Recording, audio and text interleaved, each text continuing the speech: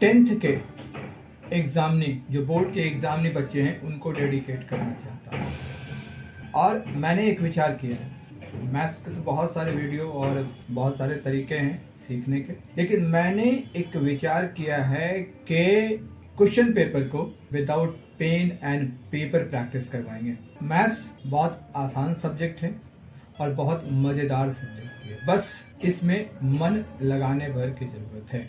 और जैसे ही आप चीज़ों को समझने लगते हैं, थोड़ा बेसिक कॉन्सेप्ट आप समझने लगते हैं, तो मैथ्स आपके लिए आसान बन जाता है। मैथ्स का प्रॉब्लम फिर प्रॉब्लम नहीं रहता है, वो सॉल्यूशन के रूप में आपको दिखाई देने लगता है। तो अभी बोर्ड का एग्ज़ाम बिल्कुल नज़दीक है और बचे हुए दिन उंगली पर आप गिन सकते हैं। तो अभी ज़रूरत है थोड़े से सीरियस हो जाने की, थोड़े से डिसिप्लिन हो जाने की, थोड़ा सा फोकस्ड, मस्ती सब अपनी जगह है। लेकिन यह जो बोर्ड का एग्ज़ाम है, ये और एग्ज़ाम से आपके फॉर्मेटिव और यूनिट टेस्ट से अलग है, तो इसका सीधा सीधा संबंध आपके फ्यूचर से होता है।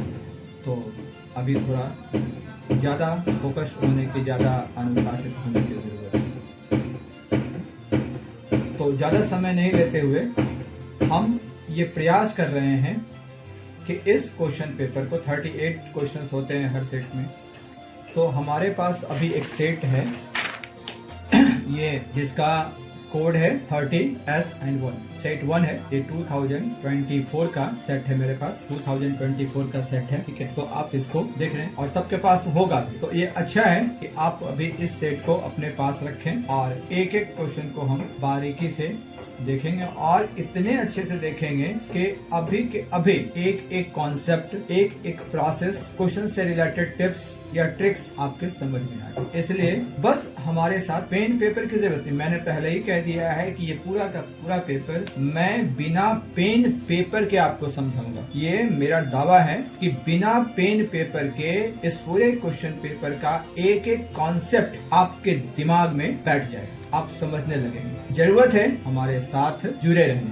और अभी तो आप अपने अपने घर में बैठे हुए मेरे साथ बोलने का, मैथ्स को बोल कर प्रैक्टिस करने, मैथ्स को समझ कर प्रैक्टिस करने, मैथ्स के कॉन्सेप्ट को बार बार माइंड में रिपीट करके प्रैक्टिस करने का, यह जो कॉन्सेप्ट है मैथ्स सीखने का, यह रामबाण है। मैथ्स को आप एंजॉय भी करने लगेंगे। मैं यहाँ भले ही आपको ये बार बार कह रहा हूँ कि बिना पेन पेपर के बताऊंगा, लेकिन अब भी हमसे सीखने के बाद, इस पूरे कॉन्सेप्ट को समझने के बाद, वीडियो बंद करने के बाद एक बार आप पेन पेपर पे जरूर इस्तेमाल कीजिएगा। फाइनली बोर्ड में तो लिखना ही ना है। तो ये नहीं समझना है ना कि सर ऐसे ही बोल रहे हैं, बोले जा रहे हैं, बोल रहे हैं, हम भी सुन रहे हैं और चलो उसके बाद वीडियो बंद किए सर अपनी जगह। ऐसा नहीं, ऐसा बिल्कुल नहीं सोच। बस जुड़े रहने के लिए मैं ऐसा कह रहा हूँ और पूरी तरह से फोकस्ड रहने के लिए, पूरी तरह से कॉन्सेंट्रेट रहने के लिए मैं, और समय नहीं है। अब जो हमारे पास समय बचे हैं ना, वो उंगलियों पर गिने जा सकते हैं। इस कम से कम समय में हम अधिक से अधिक प्रॉब्लम समझ सके, अधिक से अधिक कॉन्सेप्ट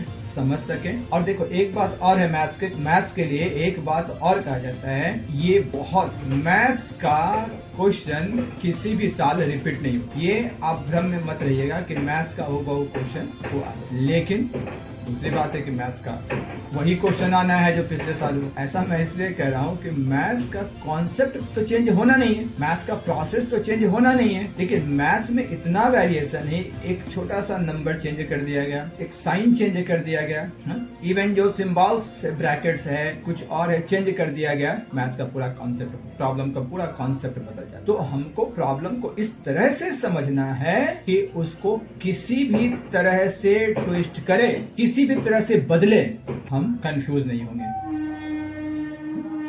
तो इस तरह से समझना है मैथ। चलिए एक क्वेश्चन लेते हैं, बिना समय गंवाए आ जाते हैं क्वेश्चन पर। एक क्वेश्चन लेते हैं और हमारा ये फर्स्ट क्वेश्चन है।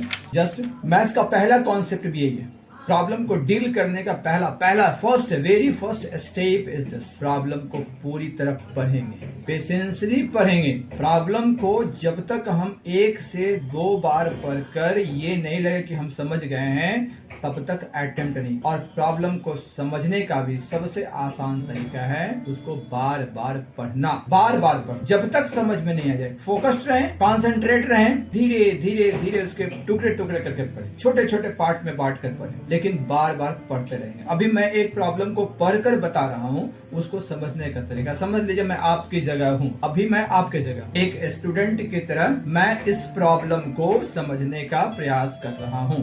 The problem is, if x is equal to 5 is a solution of the quadratic equation 2x square plus k minus 1x plus 10 is equal to 0, then the value of k is. If x is equal to 5 is a solution of the quadratic equation 2x square plus k minus 1x plus 10 is equal to 0, then the value of k is. 4 options are also given. This question is of MCQ type question. So 4 options are given. Option A 11, option B minus 11, option C minus 13 and option D minus 13. तो 11 minus 11 13 minus 13 ये 4 answers हैं and out of this 4 1 is correct. तो अब क्या सकते हैं, सबसे पहले तो क्वेश्चन समझना है, और क्वेश्चन समझना यहाँ बहुत आसान। ये सिंपल सा अच्छा कहाँ से लिया गया, ये क्वाड्रेटिक पॉलिनोमियल का क्वेश्चन है, सिंपल सी बात। और यहाँ x का वैल्यू दिया हुआ है, k का वैल्यू निकालना है। Solution means the value of x is equal to 5 is solution of the quadratic equation. तो x का वैल्यू 5 रख देना है, जहाँ जहाँ x है वहाँ वहाँ 5 रखना है बस। तो यहाँ पर मेन कॉन्सेप्ट यही है कि x का वैल्यू 5 दिया हुआ है, और यह जो x का वैल्यू है यही इस इक्वेशन का सॉल्यूशन भी है। क्लियर? तो ये दो इक्वेशन जो हमारे पास दिया हुआ है, अभी वहाँ दो वेरिएबल है, एक वेरिएबल है x और दूसरा वेरिएबल है k, है कि नहीं? और x का वैल्यू दे दिया है, x का वैल्यू दे दिया है, और जैसे ही x का वैल्यू रखेंगे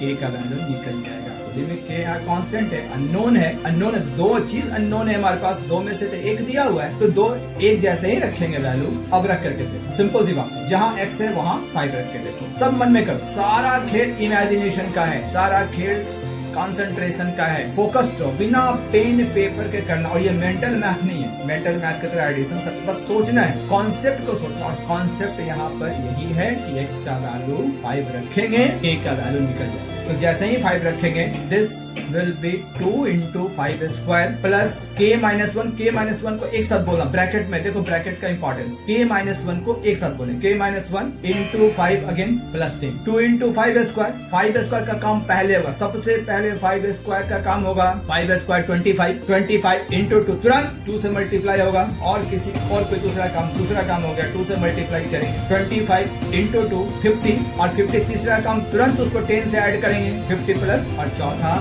माइनस 60 हो जाएगा, जैसे ही उसको लेफ्ट से राइट में ले। तो मेरे पास बन गया अब k minus 1 into 5 is equal to minus 60 upon 5। ये 5 लेफ्ट में था, ये मल्टीप्लाई के फॉर्म में है, जैसे ही राइट में जाएगा डिवीजन हो जाएगा, डिवाइड हो जाएगा, और हो गया minus 60 upon 5 minus 12। k minus 1 is equal to minus 12। Mind में इमेजिन करो, सोचते रहना, ये कंसंट्रेशन बढ़ाने का जो मेडिटेशन है, कुछ नहीं, पेन पेपर छूना भी नहीं है, कंसंट्रेट करो बस। k minus 1 is equal to minus 12, so k is equal to minus 12 plus 1, that is minus 11। k is equal to minus 11 and minus 11 is the answer।